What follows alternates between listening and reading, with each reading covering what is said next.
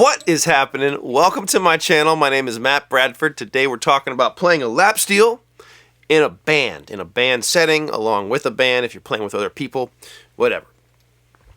This is the way this is going to work. I have recorded and tracked one of my songs that I wrote. The reason that we're going to use one of my songs for the process is that way I can give you these backing tracks. The backing tracks are available on Patreon along with the charts and all the stuff I put on the screen. But I've got three backing tracks that are going to be up there that are going to be super helpful. One is going to be just drums and bass and vocal. So no backing instruments of any kind except for that. So it gives you a lot of space on lap steel, and we're going to talk about how to do that. Number two, oh, I see it just coming through there. Number two is going to be all of the band stuff, right? The bass, the drums, the keyboard, and the guitar, and the vocal. And then no lap steel. So that gives you a much more filled out thing that you have to fit into. And we're going to talk about how to do that. And then the third one is all the band stuff with no lap steel, no vocal. Just in case you want to play and sing, right? That's how I have done it for a long time. I would encourage you, as any type of musician, to sing, even if you're not a good singer, because it makes everything else make more sense. It makes everything else, I mean, at least to me, it has improved my musicianship more than anything else has been singing. So that's that. All of that stuff is going to be available on Patreon. That link is below. I also have merch. I've got shirts and hats and mugs and all types of stuff. That link is below. I build and sell instruments. I build and sell full instruments as well as conversion necks for lap steels.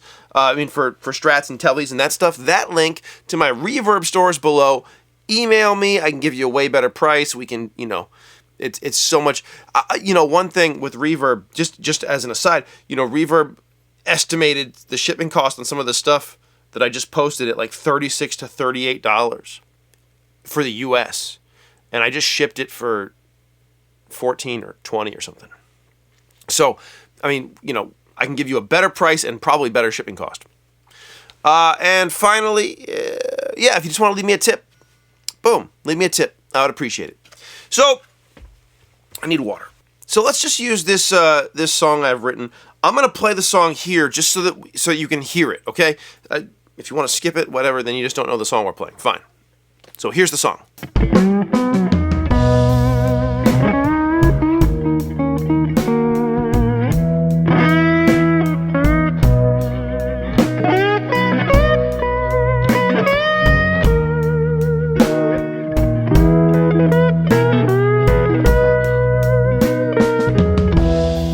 3 days of stubble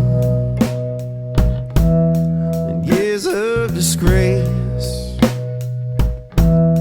He swore that he'd never end up this way.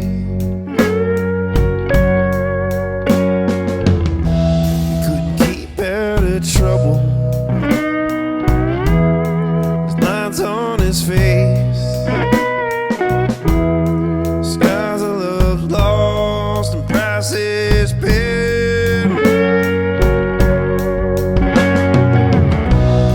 He poured another whiskey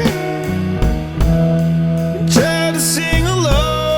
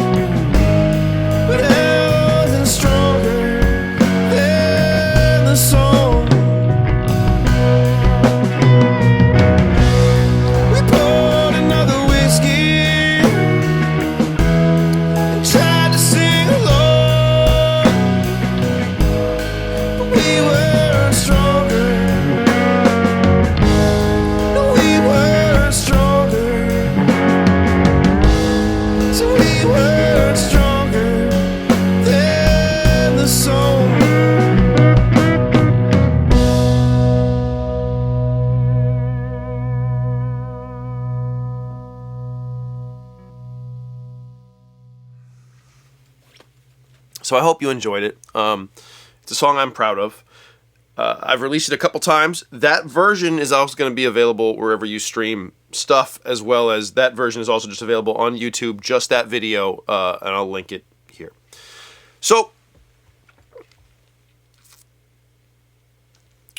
there's 5 chords in the entire song. Here's the chart. Here's the chart. It's on this side. There's 5 chords in the entire song. And we're going to start, obviously, in that little intro section. It's just a 1, 3, 4, 1. If you don't understand what I'm talking about with numbers, if you don't understand any of that stuff, I'm also going to link below. Oh my God, so much linking. I'm going to link my beginning lap steel playlist below. Okay, it says beginning lap steel playlist. If you just don't understand numbers, I have a video on numbers in scales and a video on numbers in chords. Those are also linked below. Everything is in the description. We're going to talk in numbers, and the reason for that is that this is applicable to any song that, 1, 3, 4, 1. I was going to say creep. Creep is a little bit different. 1, 3, 4, 4 minor. But like, again, all that stuff, like you start to hear that move, right?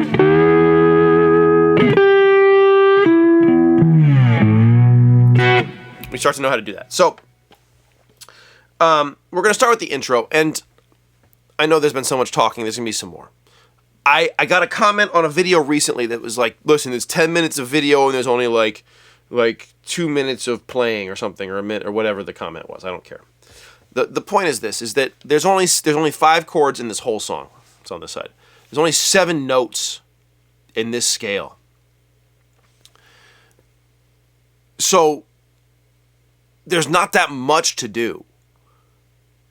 Knowing how to apply these simple tools is what makes it music. And so I can tell you the notes. They're here. And those are the notes, right? And I can be like, whoa, but they're these chords, and I can show you. But the reality is that the way I play something, the way I play a chord, and not just like, ooh, what notes, but also like, am I hitting it hard and soft? How am I interacting with the music? How's my amp set? That was the reason this started. So my amp, when full up, is set like that, and I think that that's the setting I had when I recorded this. I think. That's through my Plexi. Both channels are jumped, and, they're cooking. Both channels are on 6, right? But I'm not playing with that sound. That's not the sound I'm using. I roll the volume back, it rolls the top off a little bit, and now I have this.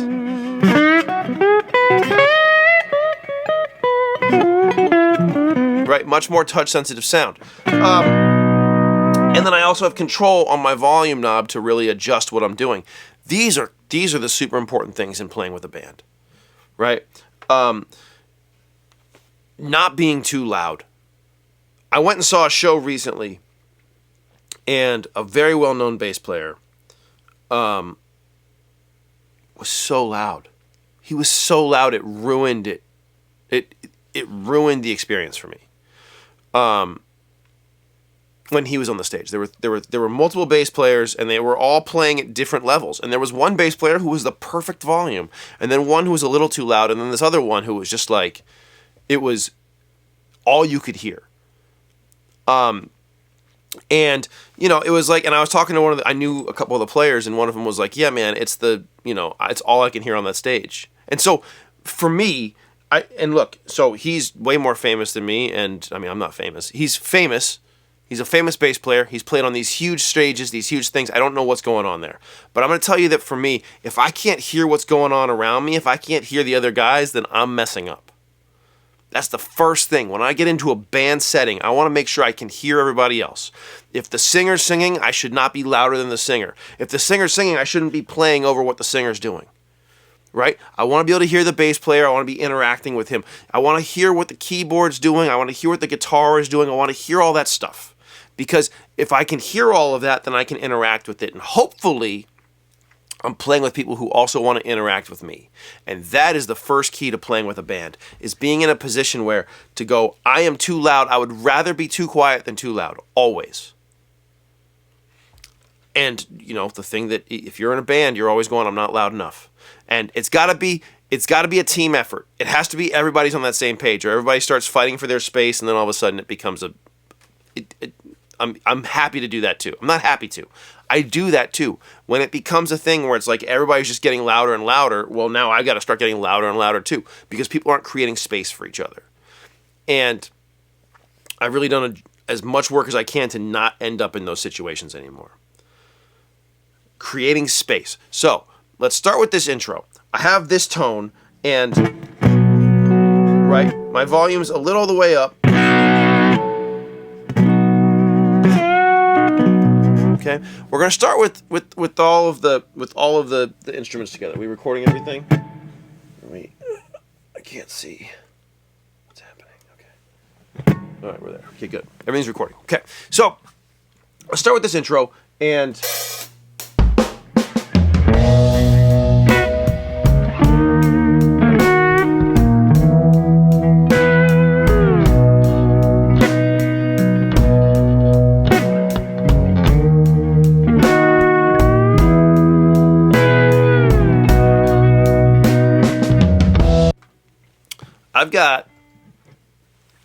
we've got the guitar doing.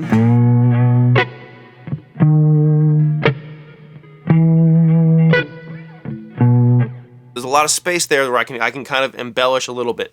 Same thing is true. Keyboard is doing a padding thing where it's kind of higher up.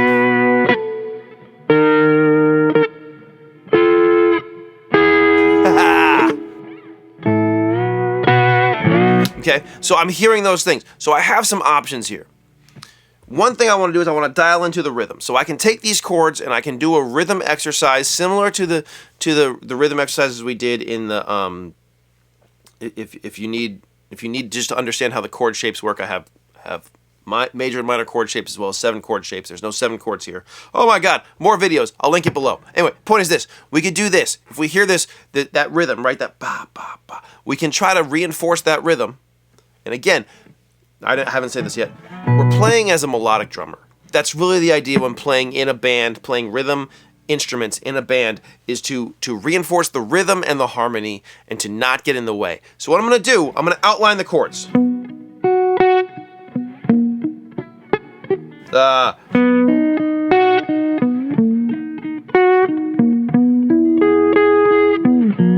Okay, and you'll notice I'm doing some voice leading stuff. So 1, 3, 5, and that's coming from this scale.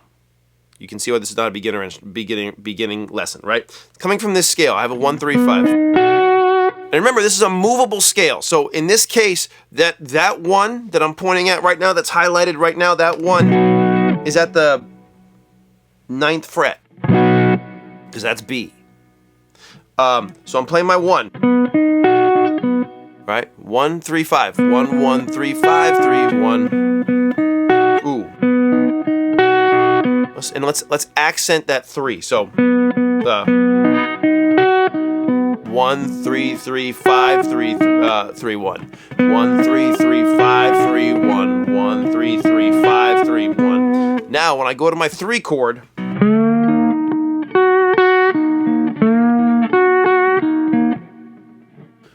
I have a couple options. The coolest one is to do 7, 3, 5. So I'm doing the 7, the 3, and the 5 instead of the 1, 3, and 5. Right? I'm coming up to my shape. I could do it down here.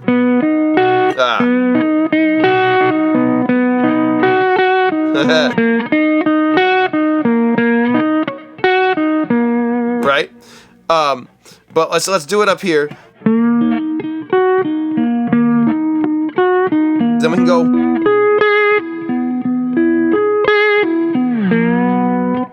So I'm grabbing.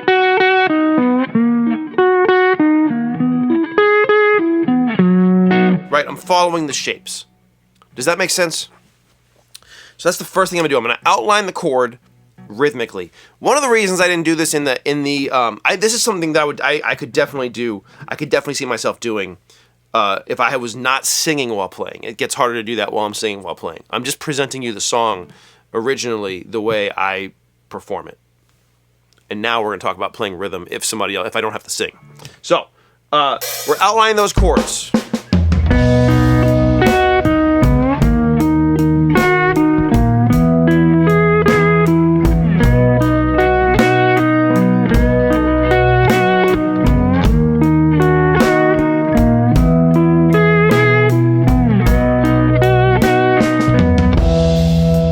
3 days. Now, do you see why? Okay, so I don't think I explained this. Let me explain it. The reason, so here's my highest note's a 5. Here, my highest note's a 5. Here, my highest note's a 6. And then here, my highest note's a 5. So, similar to like a guitar, similar to the keyboard, where the top note, if the top note is moving around a ton,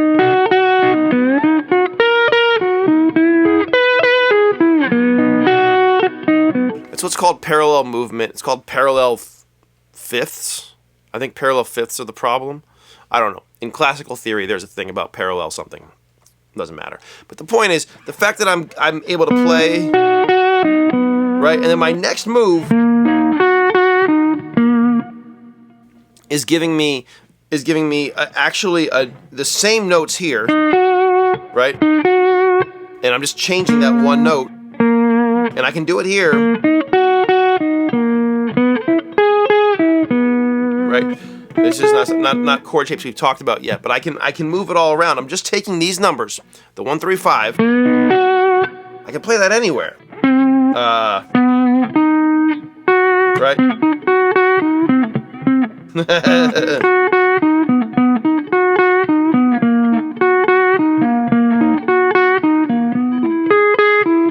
Right? It's just easy right here. And then, so that's the first idea. I can just outline the chords, and I can outline those chords against that rhythm, and I could change that rhythm. I can make that rhythm whatever I want it to be. But I'm trying to make sure that I'm interacting with the people around me. Because they're filling in so much information, I don't even have to necessarily worry about, there's so much rhythm information. So I could do what's called padding, which would be just, right? And if you're like, well, you want that third, I want that third, okay. Now I have to slant, or what are the notes in a 3 chord? 3, 5, 7. All right, I can keep it there. 3 and 5, right? I could do that. I could also play the 5 and the 7. Where's that? It's up here at the 5 chord. Right? So I have those not in a slant. And this is one of those things, again, where I can start to grab chord partials. But I'm not going to. I'm going to work around the chord shapes for now. So check it out. Something called padding.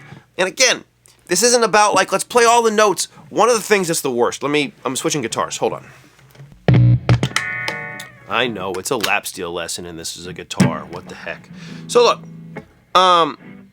the guitar part, I can't play guitar with finger picks, it's weird. All right, so look, the guitar part, pardon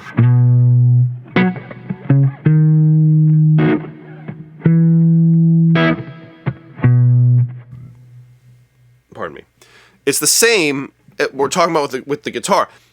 One of the things that I think happens, people are like, I want to be able to play the chords, right? I can play all the chords on guitar.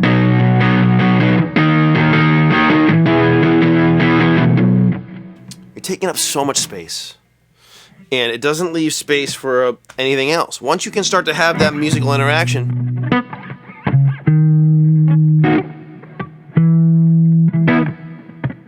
you might have a little fill, right?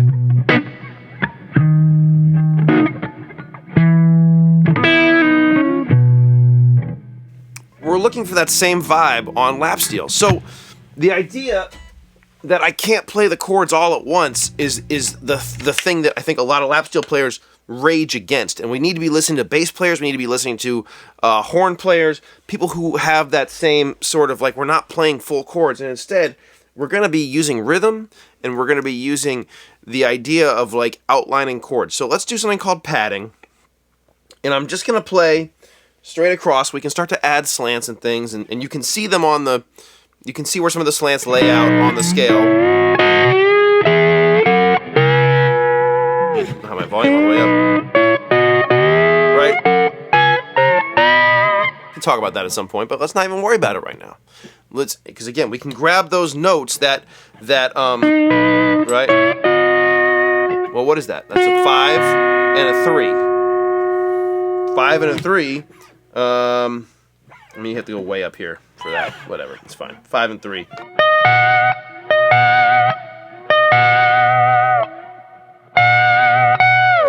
have to think. I'll think about it later. That's too much information for me right now. Check it out. We're gonna do padding. So just, and I'm gonna add a little fleur. I'm gonna show you. Check this out.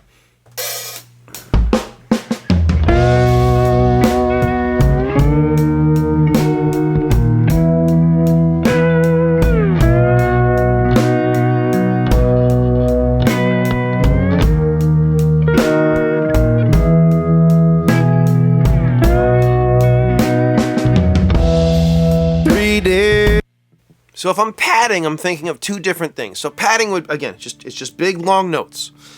As I move up, I'm gonna move my bar back down these strings, okay? There's my highest note. Now my highest note's going down. Even though my bar's going up, that's a 1, that's a 7 against the 3 chord, and then the 6 against the 4 chord, and then I can go down to the 5 if I want. Do you see what I'm saying?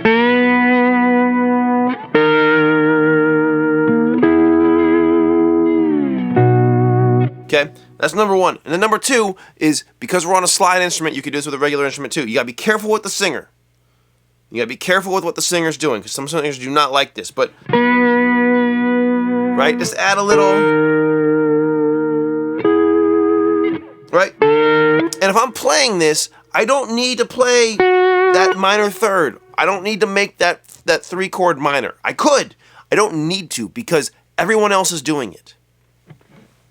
Check it out. If I play this, that doesn't sound right. Okay? I've got to do it this way.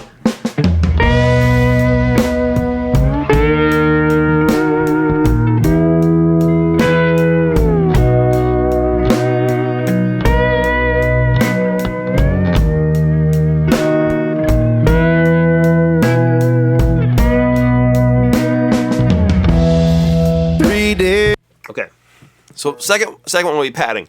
Now, we have this chop that everyone's doing.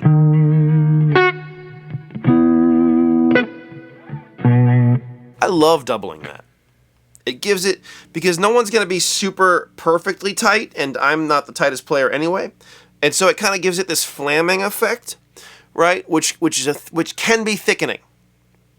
So what's a flam? Instead of two things hitting at the same time is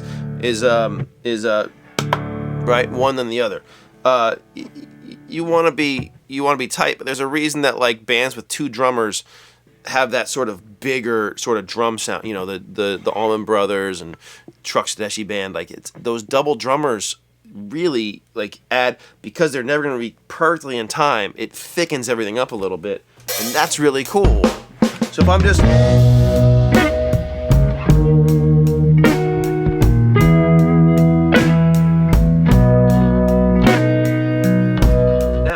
I can chop in a couple different ways on the 3, right? Because the minor chord is the part I think where everybody's worried. Everyone knows how to play a major chord.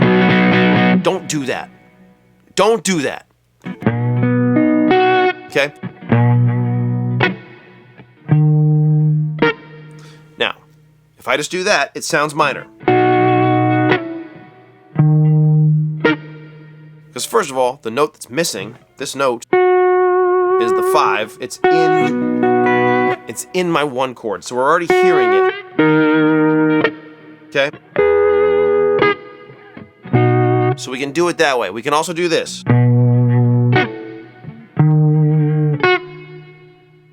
Just play the 3 of the 5 of the 3 chord. Play the 3 of the 3 chord, which is the 5. It's that minor portion of the 5 of the 3. Right? So I can do all those things. I can do that either way. And then I'm going to embellish the 3 a little bit. I'm going to embellish the 3. That's it. I'm playing notes in the 3 chord. I'm playing that, right? So watch.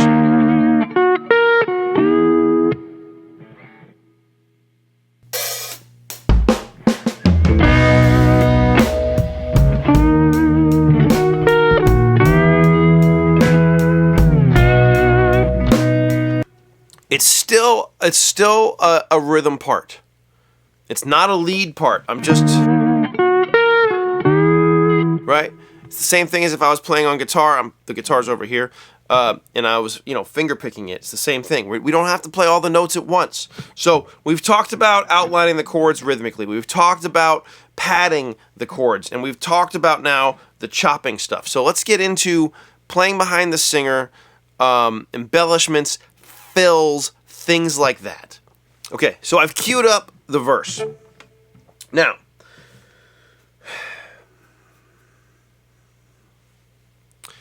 the biggest problem that I experience with people is they don't know who's the most important person in the band. And the most important person in the band is the singer. If you're thinking of, like, the way that a song, a popular song, at least this song. Let's just go with this song. I'm going to talk about this song, okay?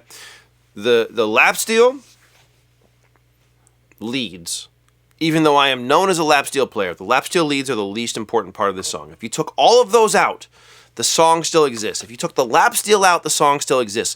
The drums and the bass and the vocal, that is the sponge of the cake. We're going with a cake metaphor today.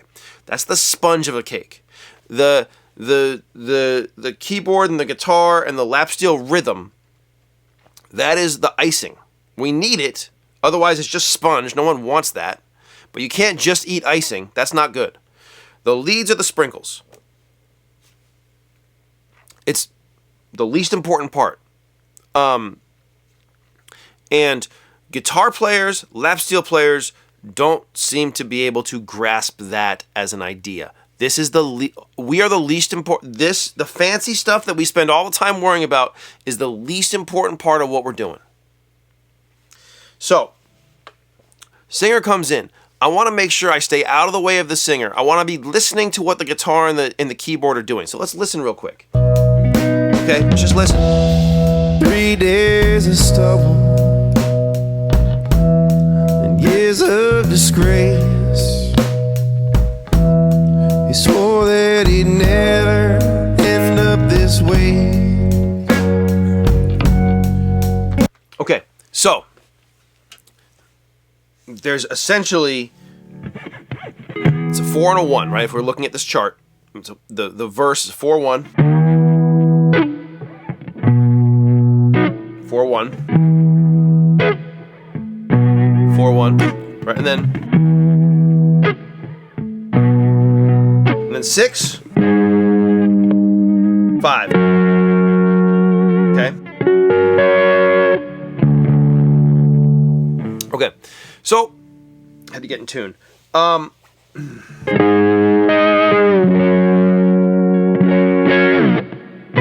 So, and then there's this space, right? There's a vocal. 3 days of stubble, Space. years of disgrace. Space. The temptation is to fill all that up with crap. I don't know if I'm going to bleep that out or not. I don't know if that's a swear word. We don't necessarily want to. 3 days of stubble and years of disgrace.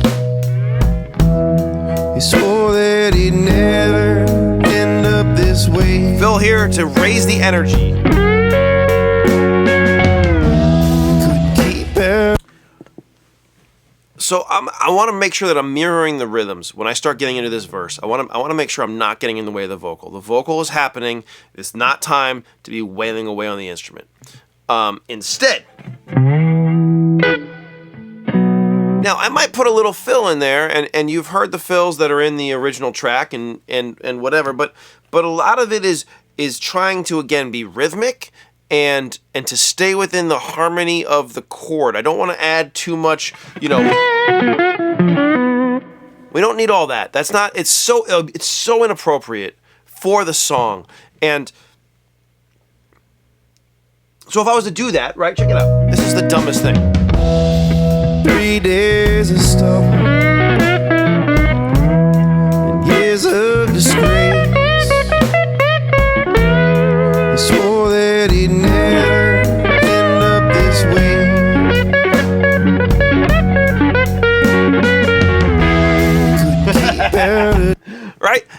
much. It's a mellow song, so we want to play mellow. We want to keep it really kind of somber.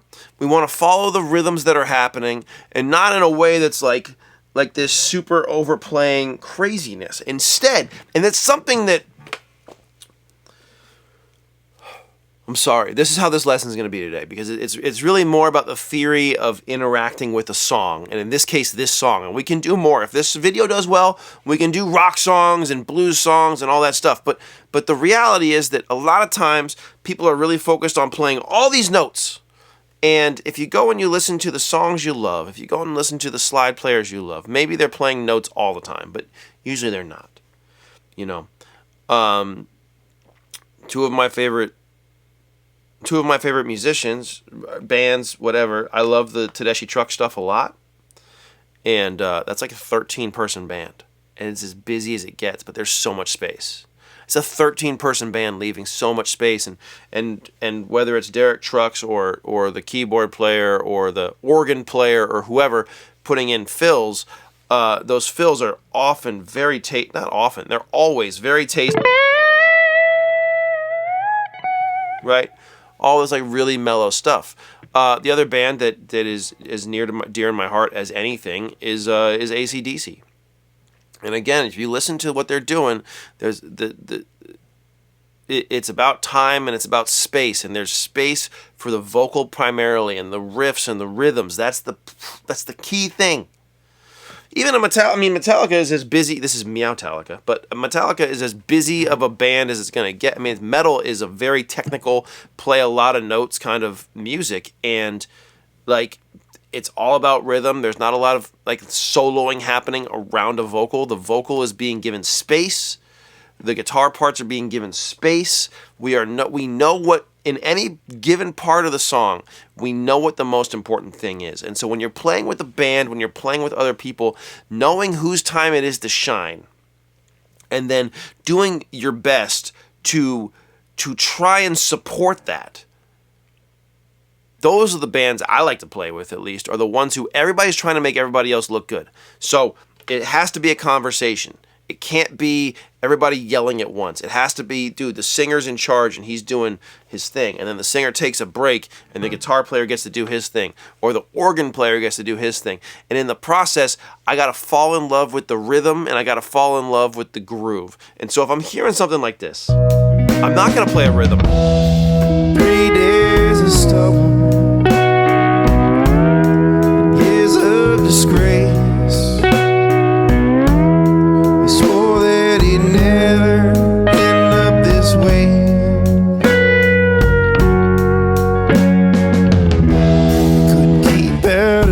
Right? I'm just padding and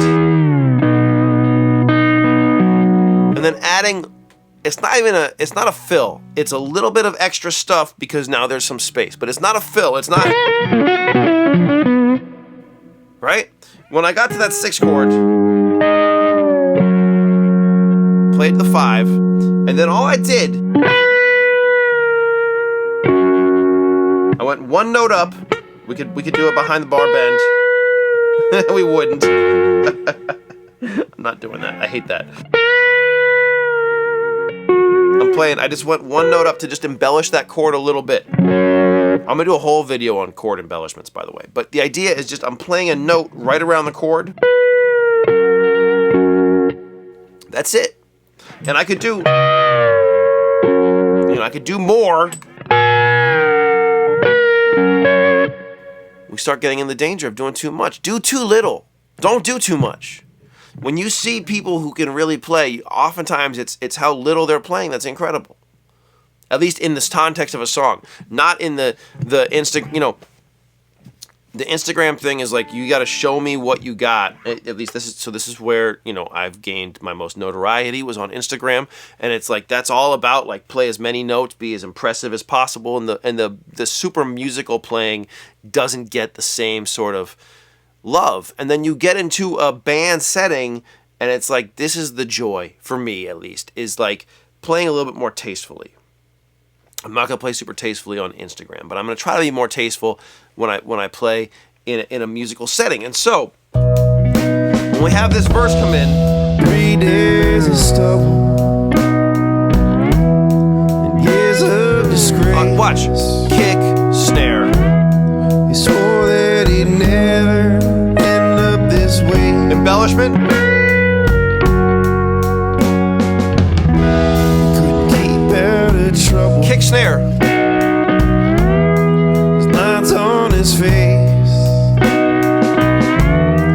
Skies of love lost and prices paid. Went higher the second time. Trying to follow the energy of the song. I'm trying to follow what's happening in the song. And I understand that this is we're talking about lap steel, but this is true for every instrument. Whether it's, you know, a bass player who plays too many notes is a nightmare. Is probably the biggest nightmare, frankly. But like a drummer who's got too many fills, guitar players who've got too many notes, all of those guys are a problem. So as we're sitting here going, how do I approach this song? Play less. Always play less. Let's do a little embellishment around the chords. How long we've been going? Oh my God, this is so long. You know, what we're going to do is I'm going to do another one about self-accompaniment. So we're still going to work. This is just going to be about playing with the whole band. And then we'll do another one where you're the only guitar player. Yeah, with the same song and everything. So we're going to just do this one for today. But I'm going to have both backing tracks. All the backing tracks will be available in the lesson materials. Oh my God. Okay, so let's get a little more fancy though, because we want to get that minor chord, right? I know that's what everybody worries about with lap steel. It's like, how do I play the minor chords? So let's focus on the chorus. Okay, so here's our chorus. We have, if you're looking at the chart, right, we got a 1, 3, 4, 1, and the 3 is minor, and then we have a 6, 5, 1. Is that right?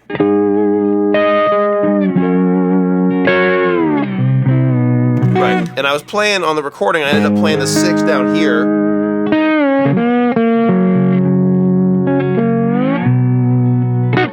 Because I thought, so this is an important rhythm thing, and it has nothing to do with like what, no, these are the thought processes. In the verses, I was playing that 6, 5, right? If you look at this chart, there's a 6 and a 5 in the verse, and there's a 6 and a 5 in the chorus. And I thought that it sounded nicer, thinner during the verses to keep it higher up. And then in the choruses, I thought it was nice to add some body and some weight, right?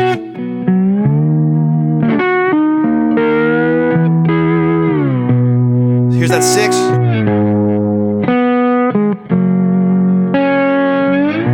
Right? I think that's how I did it on the recording. I have to go listen. But that's what we're going to do for this anyway, because it does feel nice to have it down here and adding some weight. So check it out. I get a little busier in the chorus.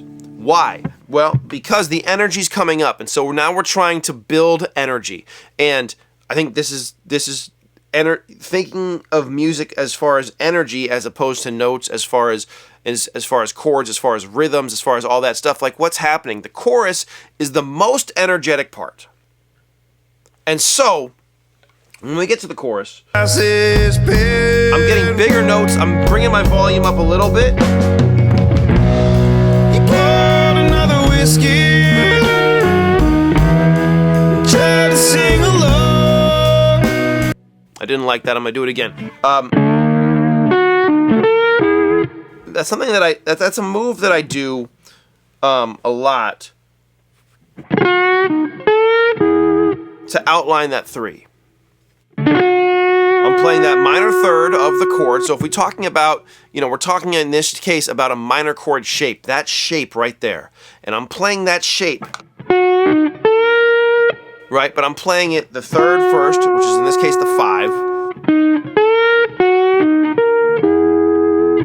So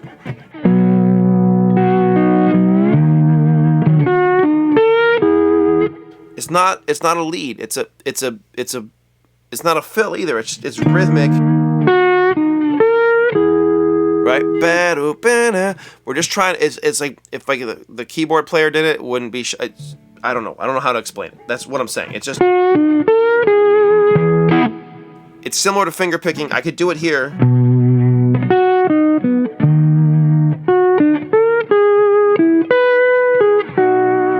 You see what I'm saying? I take the opportunity to get multiple notes when I have that opportunity, but I don't have to get that chord So that's how I'm adding that energy. And then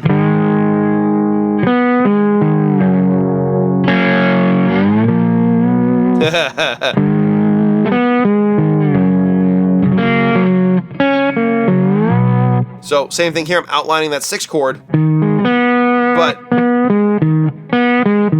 I'm going down, right? The flat 3 to the 1, 5. So in both cases though, I'm not just going 1 3 5 or 5 3 1 in this one, 3 1 5. Whatever. You see what I'm saying? Does it make sense what I'm saying? Like I'm outlining the chords, I'm running lower on battery. We'll see if we get here. But check it out. I'm gonna outline some chords in a way that's rhythmic. So I get here. He poured another whiskey, tried to sing along. He wasn't stronger than the song.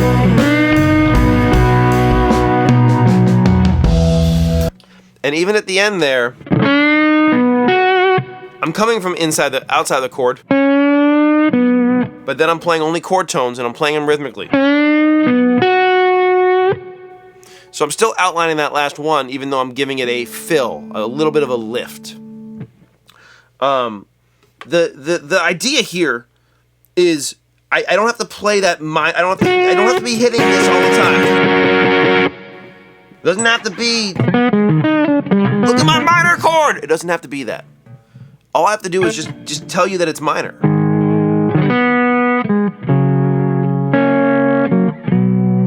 Especially because this is all diatonic. And what does that mean? Diatonic means that it's all in the same scale. This is all in the B major scale. There's nothing here that's stepping outside of that scale. If there was, I would have to define it a little more. Again, I have other instruments that are doing that, but the idea here is to work with the other instruments. So if I'm going to outline a minor chord, if I'm going to make sure that you hear that minor chord, I can, right? I don't have to do a ton of stuff. It doesn't have to be a slant. It doesn't have to be some crazy stuff. I'm just,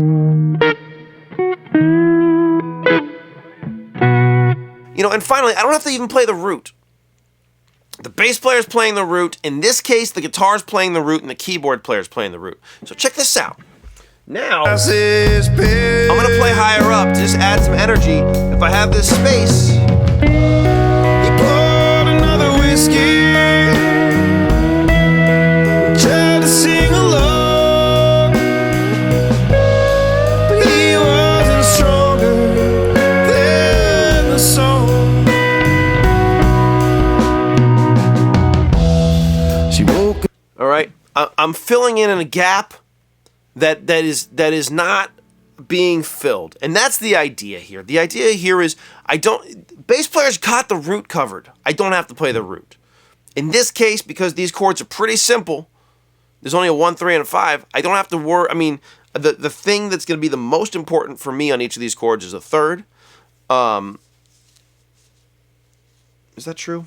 I don't know if that's true. I don't know if I want to say that. What I want to say is this: is that you're not missing anything. If I do this, check this out. Just 3s and 5s, no roots. So 3 and 5 are the 1 chord. He poured another whiskey, tried to sing along,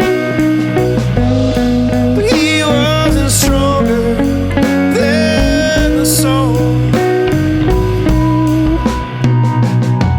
Okay, so again, I'm playing rhythmically.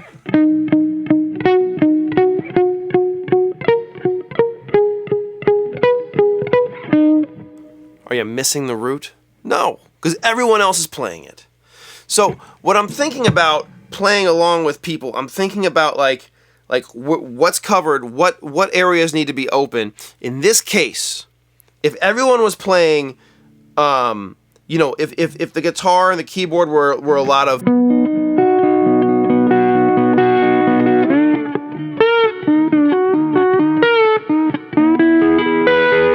then I would be wanting to really focus on those chops.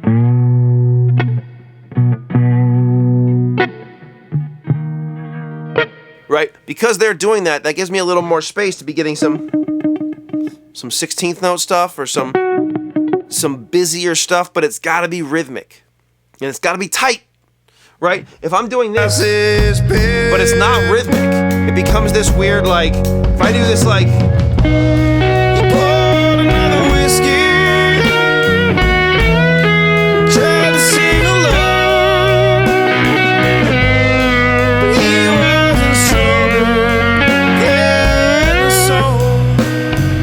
now I'm trying to be the person in charge. That's not how it works. If you're gonna do it, you gotta sit back. You've gotta sit back. So here, same thing, but now 16th notes, right? Rhythmic. He poured another whiskey. It's 8th notes.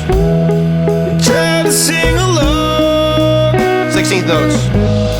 But he wasn't stronger than the song.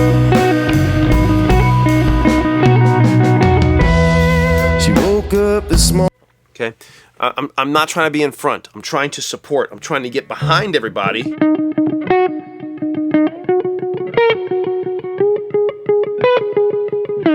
not even moving that much. If you go and you listen to funk guys a lot of times too, they're playing a lot of just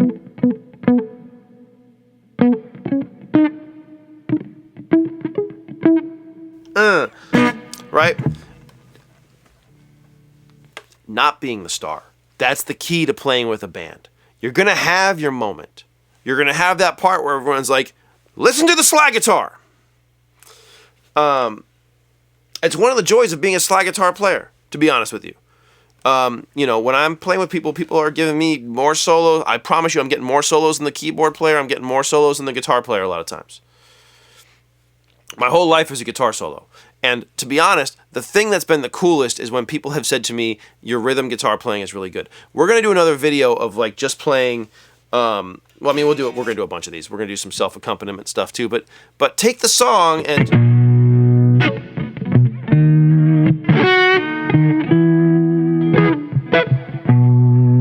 play without any drum. Now,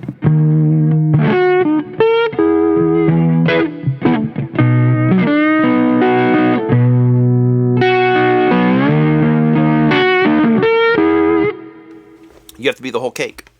Now you have to be the whole cake. You get to do a lot more stuff. Every time you start adding stuff, we don't need more cake, right? We need frosting. We need sprinkles. We need candles. We need something else. Don't be the thing that's already there. Let me finish with this. I don't know if this lesson makes sense. I am excited about this. I think it is. I'm gonna tell you this, that my video on how to play by ear, my videos on how to play by ear, are my least well performing, and my video on like what slide you should buy, is my second most popular video. Maybe it's my third. Also, what fuzz should you buy? Right? Man, like this is the stuff, right? Focusing on what's happening around you, focusing on dealing with the band members, focusing on dealing with how do I play with people, using my ear, using rhythmic ideas, the conceptual idea of how to fit in a band. That is the most important thing to me. I hope this video made sense. I hope you enjoy it. I'm looking forward to editing it. It's 1,000,000 hours long. I'm gonna try to do more of this, and if you have questions, comments, please post all that stuff below. There's a hype button that you can hit that helps me, like, just do all the stuff that everybody else on YouTube says to do, because it really does help. Join me on Patreon. I hope I'll see you there. And yeah, here's one that I can play over.